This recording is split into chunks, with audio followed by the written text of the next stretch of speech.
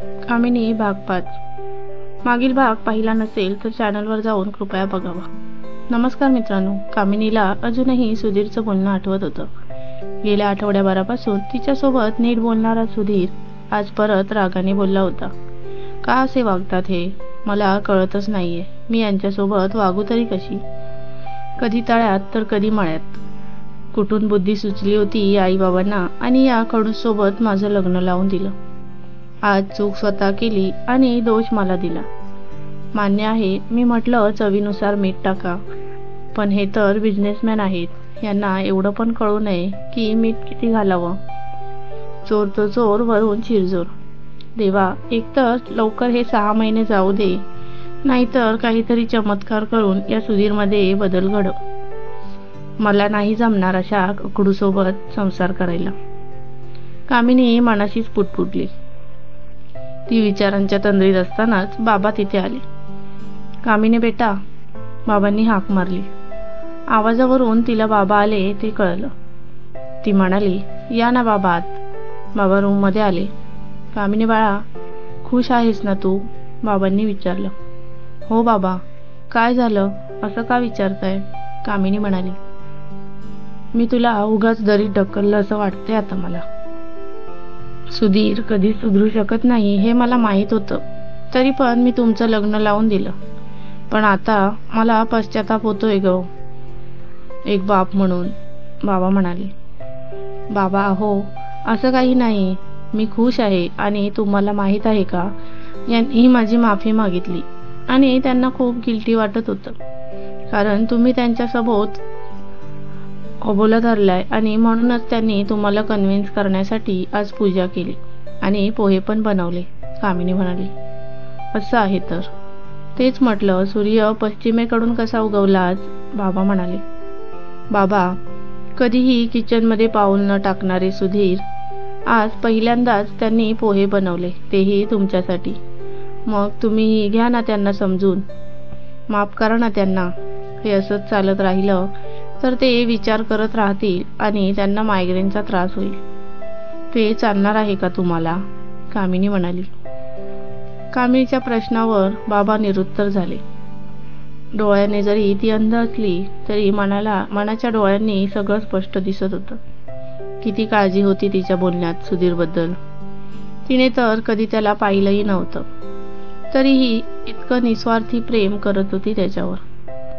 बाबांना तिच्याबद्दल खूप वाईट वाटलं, पण चांगलंही वाटलं, कारण त्यांना हवी तशी घरातल्या माणसांना जोडून ठेवणारी सून मिळाली होती. बाबा बोला ना, कामिनी म्हणाली. किती काळजी करतेस कामिनी? सुधीर इतका चिडतो तुझ्यावर, तरी किती समजून घेतेस त्याला. डोंट वरी, मी बोलेल त्याच्यासोबत हळूहळू. बाबा म्हणाले. हो चालेल, कामिनी म्हणाली. बरं चल, येतो मी. तुझ्या सासूबाईंचा राग घालवावा म्हणतोय. बाबा मस्करी करत म्हणाले. तशी कामिनी हसू लागली. काही काय बाबा, या तुम्ही. आईंना कन्व्हिन्स कराच, कामिनी म्हणाली. हो म्हणून बाबा रूममधून निघून गेले. इकडे ऑफिसमध्ये सुधीर नताशाला लंचला घेऊन गेला होता. बऱ्याच दिवसांनी दोघांची भेट झाली होती. थँक्यू सो मच स्वीटहार्ट, आज तू मला भेटायला आला, नताशा म्हणाली. Everything for you baby, Sudhir तिच्या हातावर हात ठेवून म्हणाला. So sweet of you, Natasha म्हणाली. बरं मला सांग, काय घेणार तू? सुधीरने विचारलं. कर काही पण ऑर्डर, नताशा म्हणाली. सुधीरने वेटरला ऑर्डर दिली आणि दोघेही वाट बघत बसले. दोघेही निवांत गप्पा मारत बसले होते. बोलता बोलता मध्येच नताशाने विषय काढला. नताशा म्हणाली. सुधीर, तू डिवोर्स कधी घेणार आहेस? किती दिवस आपल्याला असं लपून छपून भेटावं लागेल? सुधीर म्हणाला. अगं, अजून 1 महिना पण नाही झाला. 6 महिने थांबावं लागेल आपल्याला. म्हणजे आता तू 6 महिने त्या महामायेबरोबर राहणार? नताशा म्हणाली. महामाया नाही गती, चांगली मुलगी आहे. And you know what, she has a beautiful voice. Sudhir कौतुकाने म्हणाला. व्हॉट? सुधीर, काय बोलतोस तू हे? तू तिचं कौतुक करतोय? प्रेमात वगैरे नाही ना पडला तू तिच्या? नताशाने रागाने विचारले. नाही ग बाई, तसं नाही, पण खरंच खूप चांगली मुलगी आहे ती, सुधीर म्हणाला. राहू दे सुधीर, काही सांगू नको तू. बट रिमेंबर वन थिंग, मी काहीही करून वकिलांसोबत बोलेन तुमच्या डिवोर्स संदर्भात. I don't want to see her with you, Natasha म्हणाली. ओके बेबी, पण आता खाऊया का? खूप भूक लागली आहे मला, सुधीर म्हणाला. हो खाऊया, नताशा म्हणाली. दोघांनी सोबत लंच केलं आणि दोघेही आपापल्या कंपनीत निघून गेले. 4-5 दिवस निघून गेले. सुधीर आणि कामिनी एकाच रूममध्ये राहत होते. पण सुधीरने परत कामिनीसोबत बोलणं बंद केलं होतं. कामिनीला तर या गोष्टीची सवय झाली होती. सुधीर नेहमीप्रमाणे कंपनीतून घरी आला आणि रूममध्ये गेला. रूममध्ये बघतो तर कामिनी झोपलेली होती. ते बघून त्याला आश्चर्य वाटलं. त्याने आपली बॅग तिथे टेबलवर ठेवली आणि कपडे घेऊन फ्रेश व्हायला निघून गेला. कामिनी गाढ झोपली होती. सुधीर थोड्या वेळाने फ्रेश होऊन बाहेर आला तरी ती झोपूनच असल्याने त्याला थोडं आश्चर्य वाटलं. हाऊ स्ट्रेंज, ही आज चक्क यावेळी झोपलीये. तब्येत बरी नाही का हिची? विचारू का तिला? सुधीर मनाशीच पुटपुटला. तो रेडी झाला आणि सोफ्यावर जाऊन बसला. थोडा वेळ मोबाईल बघितला आणि परत त्याचं लक्ष कामिनीकडे गेलं. 8 वाजले तरी ती उठली नव्हती. आता मात्र त्याला थोडी काळजी वाटू लागली होती. तो तिच्याजवळ गेला आणि तिच्या कपाळाला हात लावून त्याने टेम्परेचर चेक केलं. कामिनी तापाने चांगलीच फणफणली होती. सुधीरच्या तोंडातून नकळत बाहेर पडले, बापरे, किती ताप आहे हिला. डॉक्टरांना बोलवावं लागेल. आणि त्याने लगेच डॉक्टरांना फोन केला. सुधीर किचनमध्ये गेला आणि त्याने एका बाउलमध्ये थंड पाणी घेतलं. साक्षी तिथेच होती. तिने विचारलं, काय रे, पाणी कुठे घेऊन चालला? सुधीर म्हणाला, वहिनी, कामिनीला ताप आलाय. थंड पाण्याचा पट्टा ठेवतो तिच्या डोक्यावर, बरं वाटेल तिला. डॉक्टर आले की त्यांना माझ्या रूममध्ये घेऊन ये. ओके, साक्षी एवढंच बोलू शकली. सुधीर लगेच रूममध्ये निघून गेला. सुधीर कामिनीच्या कपाळावर थंड पाण्याचा पट्टा ठेवू लागला. हळूहळू तिचा ताप उतरत होता, पण सुधीरला तिची अजूनही काळजी वाटत होती. तिला थोड्या वेळाने जाग आली, पण तिच्याजवळ कोण आहे तिला कळलंच नाही. थोड्या वेळाने साक्षी डॉक्टरांना घेऊन रूममध्ये आली. डॉक्टरांनी कामिनीला तपासलं आणि मेडिसिन्स लिहून दिले. हे बघा, यांना अशक्तपणा आलाय थोडा, सो टेक केअर. आणि हो, कसलं टेन्शन घेऊ देऊ नका त्यांना, डॉक्टर म्हणाले. ओके डॉक्टर, असे म्हणून सुधीर डॉक्टरांना गेटपर्यंत सोडायला गेला. आईने आणि रेश्माने कामिनीची विचारपूस केली. कामिनी, मी खायला काहीतरी घेऊन येते तुझ्यासाठी, खाऊन घे आणि आराम कर, आई म्हणाली. नको आई, खाण्याची इच्छाच नाही माझी, कामिनी म्हणाली.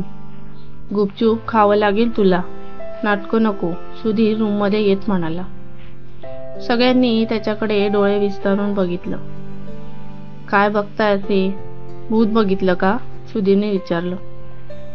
नाही रे, ते कामिनीच्या जेवणाचं. रेश्मा बोलता बोलता मध्येच थांबली. ताट वाढून आण तू, मी बघतो आज ही कशी खात नाही ते, सुधीर म्हणाला. सगळे आश्चर्याने सुधीरकडे बघत बाहेर गेले.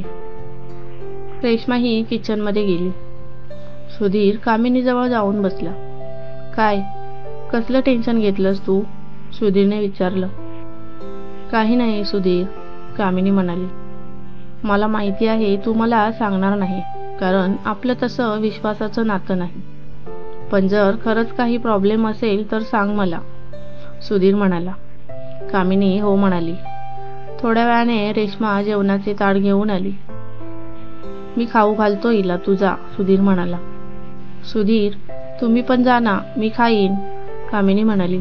नको, नंतर खाईन मी. रेश्मा तू जा, सुधीर म्हणाला.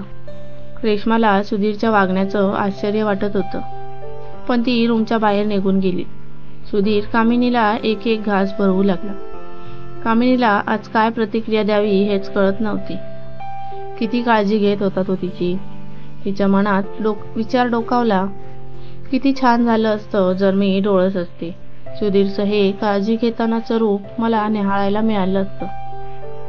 ती विचारांच्या तंद्रीत असतानाच सुधीर तिला म्हणाला, तू माझं टेन्शन घेतलंस ना? कामिनीला काय उत्तर द्यावं तेच कळेना, कारण तिने खरंच त्याचं टेन्शन घेतलं होतं. नाही, असं काही नाही, ती कशीबशी बोलली. बरं, लपव तू माझ्यापासून. मी सध्या काही बोलत नाही तुला, कारण सध्या तुला आरामाची गरज आहे. माझ्यामुळे कोणाची तरी तब्येत बिघडावी हे मला अजिबात सहन होणार नाही, सुधीर स्पष्टपणेच म्हणाला. सुधीर, खरंच असं काही नाहीये, कामिनी म्हणाली. बरं, सुधीर म्हणाला आणि तिथून उठून किचनमध्ये निघून गेला. थोड्या वेळाने सुधीरने कामिनीला मेडिसिन दिले आणि मग कामिनी झोपी गेली. सुधीर पण नंतर खाली जेवणासाठी निघून गेला. सुधीरने ताट वाढून घेतलं आणि तो जेवायला बसला. अजूनही त्याच्या मनात विचार चालू होते. त्याचं कामिनी सोबतचं वागणं बरोबर आहे की चूक हेच त्याला कळत नव्हते. त्याच्या अशा वागण्याने ती फार कोमेजून गेली होती. काय करतोय मी? कामिनी सोबत बरोबर वागतोय का? तिने जर असाच विचार करत करत तिच्या तब्येतीवर परिणाम करून घेतला तर? तिच्या आईबाबांना जर कळलं की त्यांची मुलगी सुखात नाहीये तर? शेवटी कितीही झालं तरी आईबाबांना मनापासून असं वाटत असतं की आपली मुलगी सुखाने नांदली पाहिजे. कामिनीच्या आईबाबांनाही वाटतच असेल. त्यात ही नताशा डिवोर्स पेपर संदर्भात वकिलांसोबत बोलायचं म्हणते. खरंच हा धक्का पचवणं शक्य होईल का त्यांच्यासाठी? काय करू मी आता? सुधीर मनाशीच बोलत होता. आता या संदर्भात कोणासोबत बोलावं हेच त्याला कळत नव्हते. विचार करत करत त्याने जेवण केलं आणि तो रूममध्ये निघून गेला. Hello Reshma, listen to me carefully, Sachin म्हणाला. हो बोल ना, काय झालं? सकाळी सकाळी फोन केलास? रेश्मा म्हणाली. रात्रीच करणार होतो, पण तू विचार करत बसशील म्हणून नाही सांगितलं, सचिन म्हणाला. हो बोल ना, रेश्मा म्हणाली. I have an one idea, Sachin म्हणाला. कसली? रेश्माने विचारलं. आपण कामिनीला BA करायला लावायचं का? सचिनने विचारलं. BA कशामध्ये? रेश्माने विचारलं. BA इन म्युझिक, सचिन म्हणाला. वाव, नाईस आयडिया, रेश्मा म्हणाली.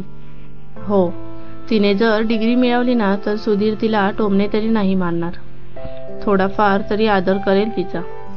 आवाजही जन्मतःच निसर्गाने दिलेली सुंदर देणगी आहे तिच्याकडे. What do you think? सचिनने विचारलं. Best idea. तू म्हणतो ते बरोबर आहे, पण ती तयार होईल का? तिने तर स्वतःहून शिक्षण थांबवून घेतलं होतं तिचं. मला नाही वाटत ती ऐकेल, रेश्मा म्हणाली. तुझ्या बाबांना बोलायला लाव तिच्यासोबत, कदाचित ऐकेल ती, सचिन म्हणाला. हो, नाईस आयडिया, रेश्मा म्हणाली. तू सांग मला कधी बोलायचं, सचिन म्हणाला. ओके, अजून काही? रेश्मा म्हणाली. नाही, बाकी तुझं काय चाललंय? सचिनने विचारलं. Nothing special. हो, पण एक नवीन गोष्ट घडत आहे. सुधीर कामिनीची काळजी घेतो आहे हल्ली, रेश्मा म्हणाली. ओ, इट्स सरप्रायझिंग. पण लक्ष ठेव त्याच्यावर, काहीतरी गडबड वाटते मला, सचिन म्हणाला. हो, ते तर आहे. चल ठेवते मी फोन, फ्रेश व्हायचं आहे. मला भूक पण लागली आहे, रेश्मा म्हणाली. भूककड, सचिन म्हणाला. रेश्माने बाय म्हणून फोन ठेवला. दुसरा दिवस उजाडला. कामिनी, अगं तू इतक्या लवकर का उठलीस? आराम करायचा ना, किचनमध्ये आलेल्या कामिनीला आई म्हणाली. आई, अहो मी आता बरी आहे, नका काळजी करू, कामिनी म्हणाली. बरं, पण तू हॉलमध्ये जाऊन बस, हा चहा घे. तुला किचनमध्ये बघून बाबा ओरडती, आई म्हणाली. ओके आई, कामिनी हसून म्हणाली आणि चहाचा कप घेऊन हॉलमध्ये गेली. तेवढ्यात आजीने तिला हाक मारली. कामिनी आवाजाच्या दिशेने गेली आणि आजीच्या जवळ जाऊन बसली. कशी आहेस बाळा आता? आजीने विचारलं. बरी आहे आता आजी, कामिनी म्हणाली. आईबाबांचा फोन आला होता काल.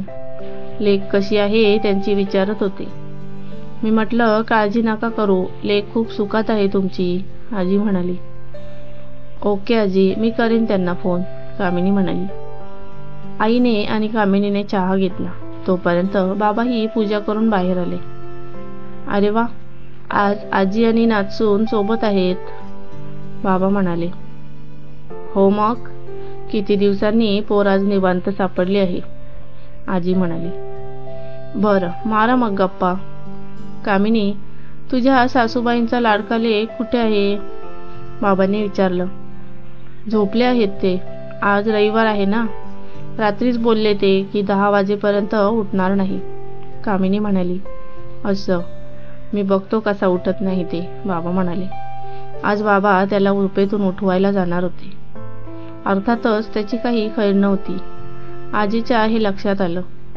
आजी देवाचे आभार मानत म्हणाली, देवा नारायणा, शेवटी आज तो दिवस उगवलाच जेव्हा सुधीर आणि अशोक परत आधीसारखे बोलू लागतील. सगळं ठीक करे बाबा, सगळं ठीक होईल आजी, नका काळजी करू. काही झालं तरी पापले काय आहेत ते, किती जरी विरोधी पक्षात असले तरी मनातलं प्रेम त्यांना जोडून ठेवेल, कामिनी म्हणाली. बाबा सुधीरच्या रूममध्ये गेले. सुधीर तांगड्या पसरून झोपला होता, अगदी सुसराप्रमाणे. किती शांत झोपला होता तो, ब्लँकेट एकीकडे आणि तो दुसरीकडे. बाबांनी आवाज दिला, सुधीर, उठा महाशय, सूर्य उगवला कधीच. सुधीरला झोपेत आवाज ऐकू आला होता. तो झोपेतच बरळत होता. काय कटकट आहे राव, हा हिटलर शांतपणे झोपू पण देत नाही. असा कसा क्रूर बाप आहे माझा. सुधीर बाबांना हिटलर म्हणाला. आता मात्र बाबांना रागच आला होता. ते त्याच्याजवळ गेले आणि त्याच्या पाठीत जोरात धपाटा घातला. तसा सुधीर कळवळला आणि पाठ हाताने चोळतच उठून बसला. बाजूला बघतो तर काय, बाबा उभे होते. आता त्याची काही खैर नव्हती. तो बाबांना हिटलर म्हणतो हे बाबांना कळलं होतं. बाबा, तुम्ही इथे, सुधीर गोंधळून म्हणाला. हो, मीच, बाबा नाही, हिटलर, बाबा हाताची घडी घालत म्हणाले. बाबा, ते मी असंच, मला माहीत नव्हतं की तुम्ही. सुधीर केसांमधून हात फिरवत म्हणाला. सुसऱ्यासारखा झोपल्यावर काय करणार आहे तुला, बाबा म्हणाले. सॉरी, सुधीर म्हणाला. बरं, चला या बाहेर, सगळे वाट बघतायत तुमची, बाबा म्हणाले. माझी, सुधीर प्रश्नार्थक नजरेने बघत म्हणाला. कानाने कमी ऐकू येत आहे का तुला, बाबांनी विचारलं. नाही, सुधीर म्हणाला. गुड, आवर मग आता, बाबा म्हणाले आणि बाहेर जायला निघाले. तेव्हा कुठे सुधीरच्या मेंदूची ट्यूब पेटली. अबोला धरलेले बाबा त्याच्यावर थोड्या वेळाआधी ओरडले होते. त्याने लगेच बाबांना हाक मारली. बाबा, बाबा लगेच थांबले. सुधीर त्यांच्या समोर जाऊन उभा राहिला आणि त्यांच्या गळ्यात जाऊन पडला. थँक्स अ लॉट डॅड, तुम्ही अबोला सोडला. आय एम व्हेरी हॅपी नाव, सुधीर आनंदाने म्हणाला. बाबा त्याची पाठ थोपटत म्हणाले. थँक्स मला नाही, कामिनीला बोल, तिनेच राग घालवला माझा.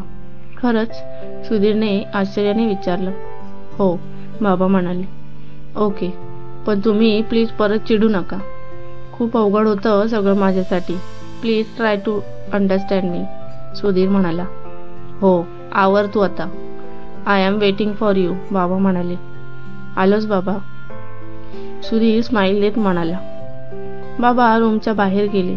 आता मात्र सुधीरच्या मनात आनंदाने उकळ्या फुटू लागल्या होत्या. बाबांनी अबोला सोडला होता आणि हे सगळं कामिनीमुळे शक्य झालं होतं.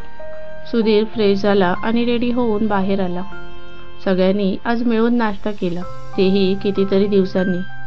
घरात आनंदाचं वातावरण निर्माण झालं होतं.